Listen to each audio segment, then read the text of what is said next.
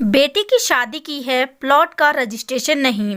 ललिता जी फटाफट अपने कमरे में आई और मनोहर जी को जगाया।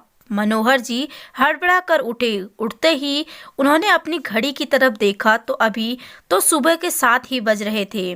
जैसे तैसे अपनी आंखों को मलते हुए मनोहर जी ललिता जी से बोले, अरे आज तुमको क्या हो गया है? तुमसे कहकर सोया था कि कल मुझे जल्दी मत उठाना। रात को जरूरी काम कर रहा था, फिर भी तुमने मुझे सुबह जल्दी उठा दिया।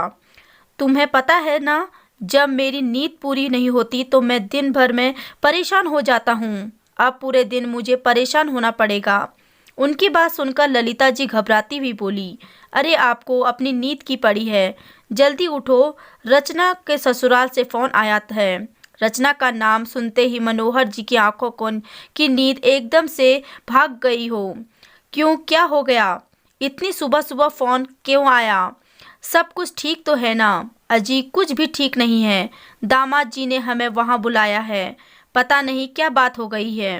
पूछा भी लेकिन कोई जवाब नहीं दिया। एक बार आप फ़ोन करके पूछ दो। ललिता जी ने मनोहर जी को फ़ोन उनके हाथ में देते हुए बोला। मनोहर जी ने फटाफट फ़ोन लिया और अपने दामाद मयंक को फ़ोन लगा दिया, लेकिन मयंक ने फ़ोन उठाया ही नहीं। 2-3 बार मनोहर जी ने फ़ोन किया पर मयंक का रिप्लाई न देखकर उन्हें चिंता होने लगी। आखिर पलंग से खड़े होते हुए बोले, पता नहीं क्या बात हो गई है, दामाद जी तो फ़ोन ही नहीं उठा रहे हैं। तुम जल्दी से तैयार हो जाओ, हम थोड़ी देर में ही निकलते हैं। मनोहर जी का आदेश पाते ही ललिता जी फटाफट बिना नहाए ही तैयार हुई और दोनों पति पत्नी बिना चाय पिए ही घर से रवाना हो गए। अभी 2 महीने पहले ही रचना की शादी मयंक के साथ हुई थी। अपनी तरफ से सब कुछ देखभाल कर ही ये रिश्ता किया था। मयंक आज के ज़माने का पढ़ा लिखा समझदार लड़का है। वहीं रचना भी पढ़ी लिखी संस्कारी लड़की है। परिवार के साथ मिलजुल कर रहने के पर विश्वास करती है। घर में सास ननद जी हैं, जेठ जेठानी भी हैं, लेकिन वो लोग बाहर रहते हैं। हाँ, ये अलग बात है कि पग फेरे के बाद अभी तक वो मायके नहीं आई।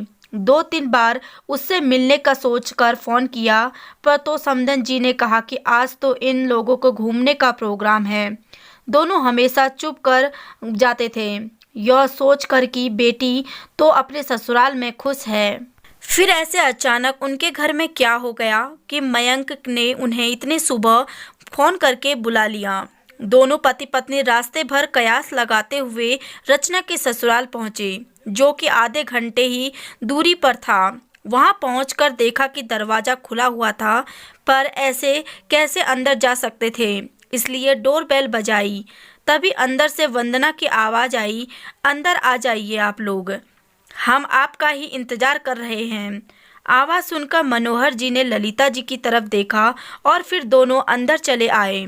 देखा कि वंदना जी और मयंक सोफे पर बैठे हुए थे।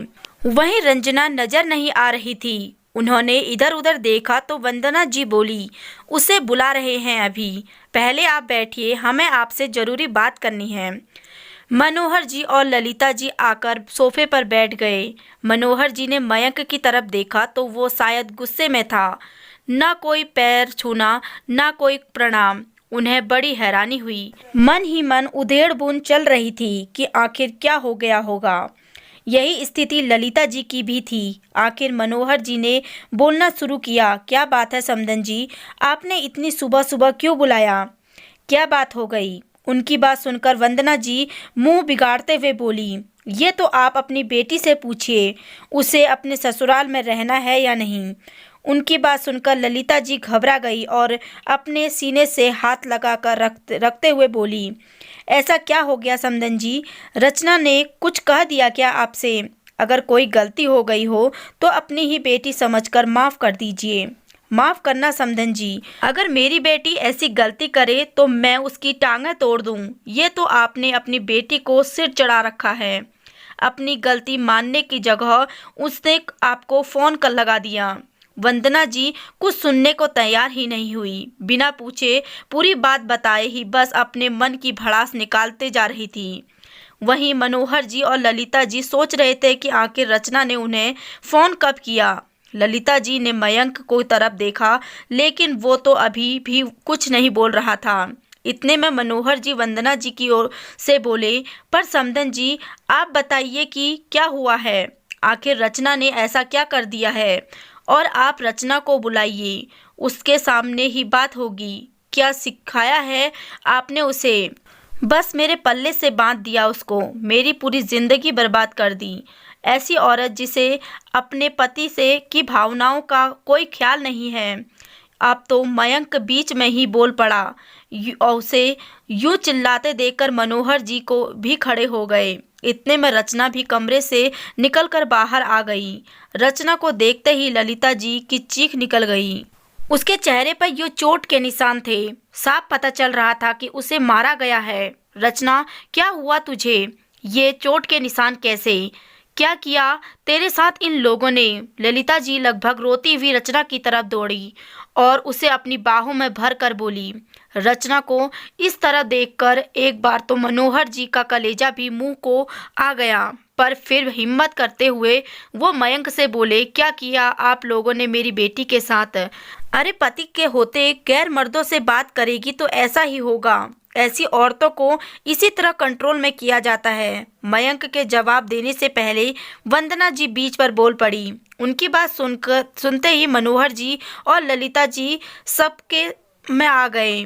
उन्होंने रचना की तरफ देखा तो रचना ने रोते हुए बताया, पापा, आपका ये दामाद पागल है। देखिए किस तरह से मारा है मुझे। मैं किसी से, चाहे वो औरत हो या मर्द हो, थोड़ा सा भी हंस बोल क्या लूं, मुझे मारने में आवारा हो जाते हैं। घर की छत में या बालकनी में अकेली खड़ी नहीं हो सकती, 10 बातें सुनाते हैं। सबके सामने ही थप्पड़ तक लगा देते हैं। पग फेरे की रस्म में के बाद भैया जब वापस शहर जा रहे थे तो मुझसे मिलने आए थे। तब भी उन्होंने मुझे थप्पड़ मारा था। यह कहकर कि यह आदमी यहाँ क्या करने आया है। उनकी बात सुनकर ललिता जी ने कहा, तुम 2 महीने से ये सब झेल रही थी, पहले क्यों नहीं बताया? कैसे बताती माँ? इन लोगों ने मेरा मोबाइल फ़ोन भी अपने पास रख रखा था। जब आप लोगों का फ़ोन आता है तब ये लोग मेरे आसपास ही रहते हैं। मुझे बिल्कुल भी अकेला नहीं छोड़ते कि कहीं मैं आप लोगों को बता ना दूं।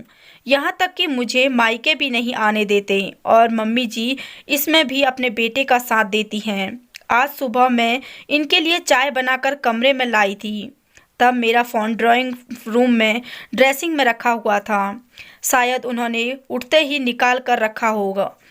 मैंने अपना फ़ोन हाथ में लिया था कि ये बाथरूम से निकल कर आ गए और मुझ पर इल्ज़ाम लगाने लगे कि मैं उनके पीठ पीछे किसी से बात कर रही हूँ। जब मैंने मना किया तो मुझे मारने लगे और मेरा फ़ोन छीनकर ज़मीन में फेंक कर तोड़ दिया। तब मैंने कहा कि मैंने मम्मी पापा को फ़ोन कर दिया है। जब इन लोगों को लगा कि मैंने सचमुच में आप लोगों को फ़ोन कर दिया है, तब जाकर उन्होंने आपको फ़ोन करके बुलाया। इनकी ऐसी आदतों के कारण बड़े भैया भाभी भी यहाँ नहीं रहते। मुझे ले चलिए आप यहाँ से, मैं यहाँ नहीं रहना चाहती। रचना ने रोते रोते सब कुछ बता दिया। अरे वाह, ऐसे कैसे चली जाएगी? अब तुम इस घर की बहू हो, हमारी मर्जी के बिना बाहर कदम भी नहीं रखेगी। वंदना जी बीच में ही बोली, बस कीजिए समदन जी, बहुत बोल लिया आपने। जब आप हमारे सामने ही इतना कुछ बोल रही हैं तो पीठ पीछे तो पता नहीं क्या क्या कहते होंगे। और आप क्या इजाज़त लेनी बाकी है आपसे? ललिता जी बोली, अगर इसने घर से बाहर कदम रखा तो इसके लिए इस घर के दरवाजे हमेशा हमेशा के लिए बंद हो जाएंगे। फिर अपने घर पर बिठाकर रखना अपनी बेटी को। अब की बार मयंक ने ललिता जी को उंगली दिखाते हुए बोला। मनोहर जी बिल्कुल भी इस बात को बर्दाश्त नहीं कर पाए। खबरदार, इतनी देर से बर्दाश्त कर रहे हैं तो इतना इसका मतलब यह नहीं है कि हमें बोलना नहीं आता।